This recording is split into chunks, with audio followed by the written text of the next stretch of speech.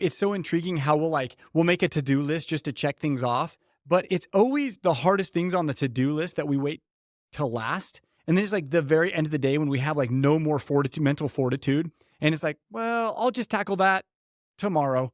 Right. And we just keep pushing it off and keep pushing it off. And what we're saying yes to is making it take longer to get to our goals. And so let me share with you another key piece to success in this gap analysis. Number one, you can come with your current state. You can have your goal. Number two, you can track, you can create the steps. And number three, you can take action. But the last piece, you've got to monitor your progress and you have to have an accountability partner. I will tell you, so many people die on the vine by just hoping. And we've talked on past podcasts, like hope is not a great plan, but hoping that you're just going to do it, we will lie to ourselves and we'll slip and we'll slide. So what are you monitoring? How are you choosing to know if you win or lose? And who are you telling? Like, I want Matt to tell me. It's why like Michael Jordan and Tiger Woods, they hire 5 and 6 coaches, a putting coach, a driving coach, a long iron coach. They have all these different people to monitor their progress, analyze the data, tweak what it is that they're doing, and then hold them accountable. Yeah. So you know this about me, and our listeners know this about me, but I'm a big believer of we progress. And so you get people who are bought in on your vision, and then it becomes their vision, and then it's no longer your vision, it's our vision. Once it's at our vision, then the accountability is our accountability, and you hold each other to that accountability. I feel like being held accountable alone is scary to me. I don't know why, it always has been. But being held accountable with people, like I don't want to let them down. Plus, I know I have someone there who has my back. It just seems like more doable. So if you have people you work with, and many people have partners in this business, many people have an IMO and FMO marketer that they trust or they can work with. And this is where I'd say like our CRM is awesome for this, for tracking that data.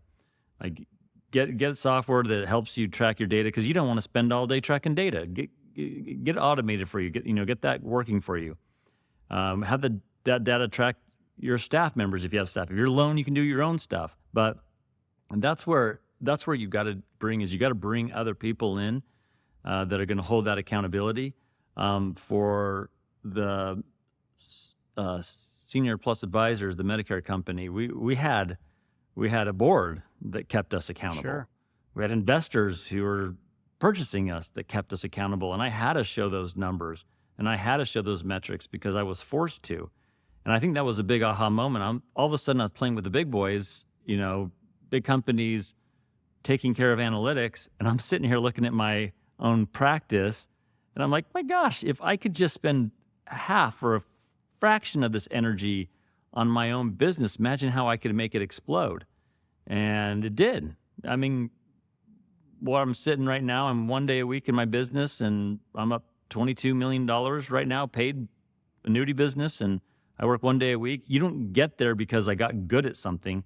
I got there because I understood my analytics so well and what needed to be done at each step, that then I got to the point where even the hard things like Jared was talking about, my hardest thing was getting leads. And once I figured out how to get leads, then what I had to do to get the leads, I could hire people to do those things. And then I got people hired to do the next thing and the next thing and the next thing. And before you know it, I do the one thing that every agent wants to do, is I just take care of sales and I take care of the client. And that's all I do.